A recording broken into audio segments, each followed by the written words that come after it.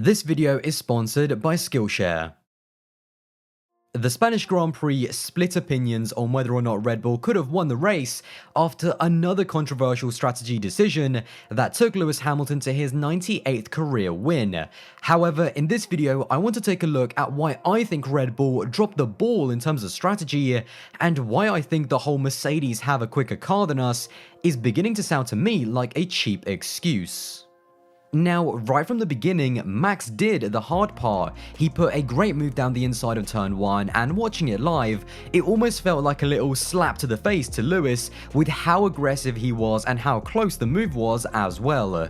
Lewis, in my opinion, was actually a little bit sloppy to let Max pass because although Max got a great start, halfway down the straight he had to tuck in behind the rear wing of the Mercedes, and I don't know if it's just me that thinks this, but once Max is behind you and just trying to catch your slipstream, this is where Lewis should have started to at least cover the inside line. Instead, Lewis just kept it straight and left the whole of the inside line open for Max to have a dive bomb, which again, I thought was a little bit sloppy from Lewis.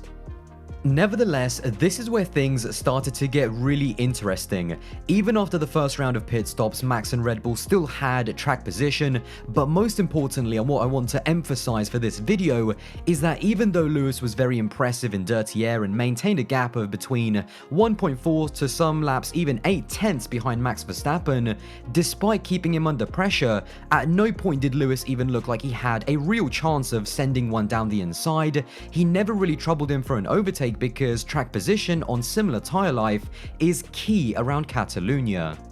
And then of course we get to Mercedes' second stop on lap 42, which in part came out of frustration in that once again, despite Lewis having more pace than Max, he never looked like he was even close to overtaking him for the race win. Mercedes had nothing to lose, and so of course they pitted Hamilton in what looked very similar to Hungary 2019, and this is where to me Red Bull bottled this race. But before we get into that, I want to say a quick thank you to the sponsor of this video, which is Skillshare. Like many content creators on YouTube, I get asked all the time on how I personally edit my videos. Well, one of the best tools for anyone to use is Skillshare, which is an online learning community which contains thousands of inspiring video classes which are taught by creatives and for creatives. So, for example, one of the classes that I personally have been watching recently is a class by Miles Fernley on how to color grade footage for beginners in Final Cut Pro, which is the editing software that I use. In terms of editing actual camera footage that I've shot myself, I am still a huge novice, and this class is really great for beginners because it starts off with just the basics and then later on goes into more detail. And I was able to follow this class and use the skills that I learn when I edited a video for my second channel to make the video look more vibrant and just more pleasant to watch. Even if you're not quite sure yet in terms of what Skillshare can offer you, just head over to the Skillshare website and have a browse for yourself to see what catches your eye. Skillshare is also very affordable at just $10 a month with an annual subscription, and the first 1,000 people to use my special link at the top of the description will get a free trial of Skillshare Premium membership so you can explore your creativity. When Lewis pitted on lap 42 to do the undercut, immediately it looked like Hungary 2019 all over again, and this was no surprise to anyone because Red Bull themselves said this to Max over team radio, and to me, Red Bull didn't learn from their lessons from Hungary by not pitting Max immediately after Lewis. If any of you have seen the latest episode of Backseat Driver over on the Veloce channel, where we reacted live to the race, I said it as it was happening that Red Bull needed to pit Max immediately to give him at least a chance of maintaining track position ahead of Hamilton on fresh tyres, or otherwise he was just going to get overtaken at the end of the race. If he pits now, he's jumped.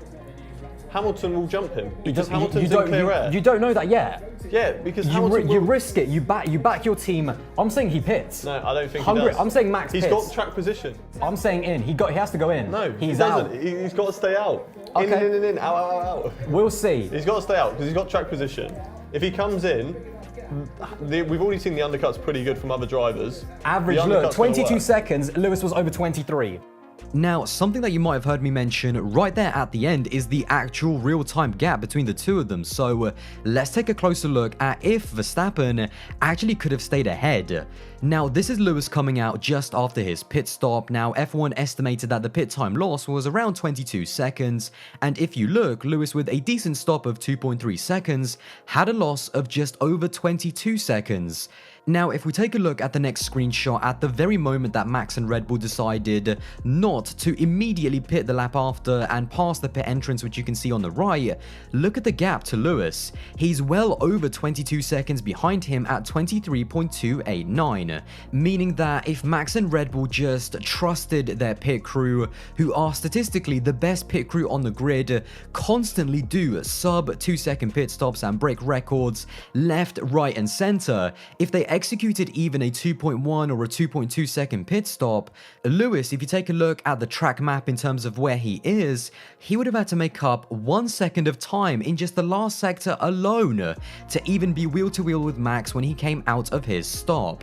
The numbers just don't lie. If Red Bull told Max to go hell for leather and take everything out of those tires in the lap that Hamilton pitted because they were going to cover him straight away, and if they then trusted their incredible pit crew to get Max a quick stop, I actually think that Max would have come out ahead of Hamilton into turn 1, or at the very least gone wheel to wheel into turns 1, 2 and 3 to fight for track position and to fight for the eventual race win.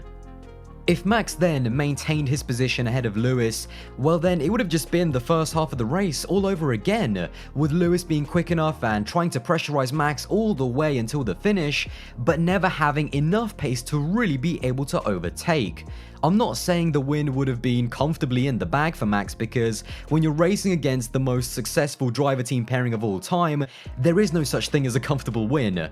But Red Bull lacked the confidence, they lacked the guts to trust their driver and their pit crew, and in the end, it wasn't that their car wasn't quick enough, it was that they simply bottled the strategic decision.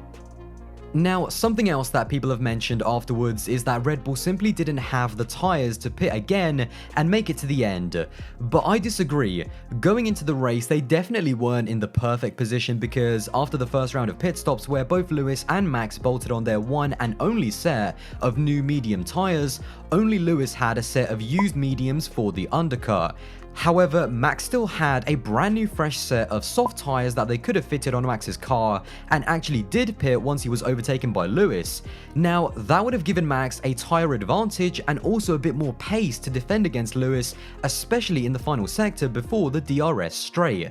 If he reacted straight away and pitted on lap 43 and gone all the way to the finish onto lap 66 on the brand new set of soft tyres, he would have had to do 23 laps in total. That is not crazy, and that is not impossible. In the first stint, Hamilton and specifically Leclerc, who held off Valtteri Bottas in a much faster car if we remember, did 28 laps on a set of used soft tyres. So again, there is no one that can convince me that Max Verstappen, with the win in the palm of his hand, could not preserve a set of brand new soft tyres for only 23 laps, with the fuel burning off and the track rubbering in even more, which would have made it even easier to preserve the tyres the later into the race that we got. And so here we get to the biggest frustration for me, because just as I thought and right on cue, the thing that Red Bull, Max and even the fans are now starting to mention is that the car is simply not good enough. What do you think Red Bull has to do, say this situation were to come up again, to win one of these sort of situations? Thank you. Just need a faster car. It's very simple. Then you don't need to get into a situation like that. And yeah, that's what we have to focus on. Yeah, replay of Hungary from a couple of years ago. So, but no, look, congratulations, you guys had a quicker car than us in the race today. You could see how close Lewis could follow, Max. So yeah, made it interesting. Now, notice how Christian Horner congratulates Toto on having the quicker car, rather than being the better team and for winning the race. It's like a weird cop-out to just say that, oh, we never had a real chance anyway, and to me the whole car thing is beginning to sound like a cheap excuse at the moment, because in terms of the Spanish Grand Prix, did Red Bull have the quickest car in the race? No. However, did Red Bull have a car quick enough to win the race? Yes, absolutely. Don't let Max and Red Bull distract anyone from the fact that they simply bottled it on strategy, and there is no point blaming the car because in terms of raw pace so far this season, in Bahrain it was Max who was on pole position, in Imola it was actually Checo who was the closest Red Bull at just 0.035 seconds away from pole position and still starting on the front row. Portimao is actually a bit of an outlier because although Red Bull were just under 4/10 away from pole position, Max actually got a time deleted in Q3 that was a 10th quicker than pole position. And then even in Spain, once again it was Max who was the quickest Red Bull, but only 0.036 seconds away from pole position.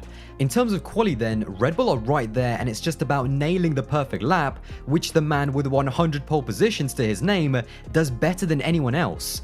In terms of the races, yes, the Mercedes may be a little bit stronger, although even then in Bahrain and Imola, it certainly wasn't the case. If you want to win the World Championship, you can't just win on your strongest tracks and when your car is easily the best. You've got to be able to steal difficult wins away from Lewis Hamilton, even when the odds are against you and when the car might not be the best one on the day. I'm going to end the video with a tweet that one of my followers, George Morgan, said on Twitter. It's got to the point where performance between Mercedes and Red Bull has got so tight that the fundamentals become far more vital. That to me is the perfect summary. It's about the details, the perfect lap, the best possible start, the most consistent and cleanest race with no mistakes, the perfect tire management and the optimum strategy from the team. It's not just car performance, it's the fundamentals that have decided the races so far. Until Red Bull consistently qualify 4 to 3/10 away from pole and drop off exponentially in the races, only then will I truly believe that they don't have the car that is capable of winning this championship. The truth is, they need to do better and Max needs to do better, because Lewis has proven a million times over and he will continue to prove it a million times more that it's not just the car that makes him one of the greats and almost unbeatable over a season. Max and Red Bull need to seriously sort themselves out and be nigh on perfect in every single aspect of the weekend if they want to beat the mighty Mercedes and the great Lewis Hamilton.